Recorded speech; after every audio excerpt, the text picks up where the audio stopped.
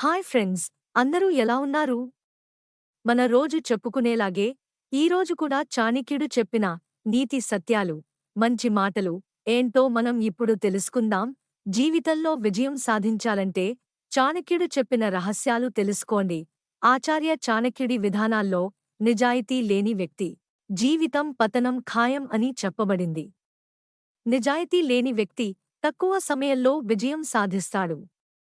అయితే ఆ విజయం ఎక్కువ కాలం నిలవదు.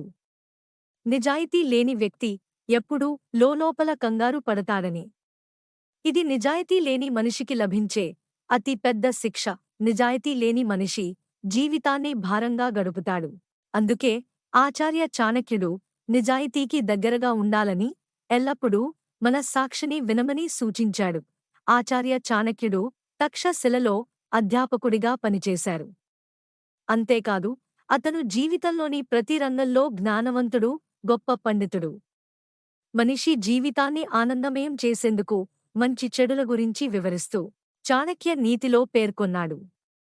జీవితంలో ఏ పనులు చేస్తే విజయం సొంతం అవుతుందో, జీవితంలో ఆనందాన్ని పొందవచ్చో చాణక్యుడు చెప్పిన నీతి శాస్త్రంలో రహస్యాలు ఏమిటో తెలుసుకుందాం.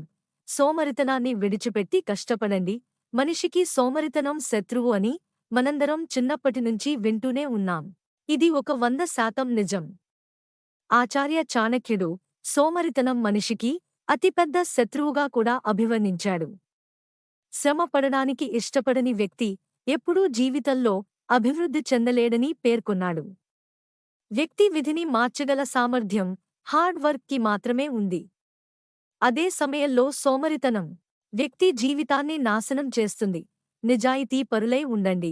ప్రసంగంపై నియంత్రణ. ఆచార్య చాణక్యుడి విధానంలో జీవితం సంతోషంగా ఉండడానికి, విజయవంతం కావడానికి అతి పెద్ద రహస్యం వాక్కు నియంత్రణ అని చెప్పబడింది. తమ మాటలను అదుపులో ఉంచుకునే వ్యక్తులు సమాజంలో గౌరవాన్ని పొందడమే కాకుండా ఎప్పుడూ సంతోషంగా ఉంటారని చాణక్య నీతిలో చెప్పబడింది. అదే సమయంలో మాటలను నియంత్రించుకోని వ్యక్తులు సమాజం నుండి తిరస్కరణ పొందుతారు. అంతేకాదు, పనికిరాని విషయాలను మాట్లాడడం, తప్పుగా మాట్లాడటం వల్ల ఒక్కొక్కసారి వివాదాల్లో చిక్కుకుంటారు. అలాంటి వ్యక్తులు జీవితంలో ఎప్పటికీ విజయం సాధించలేరు. అందువల్ల విజయవంతమైన జీవితాన్ని గడపడానికి మాటపై నియంత్రణ చాలా ముఖ్యం. ఇవి ఆచార్య చాణక్యుడు చెప్పిన మంచి మాటలు.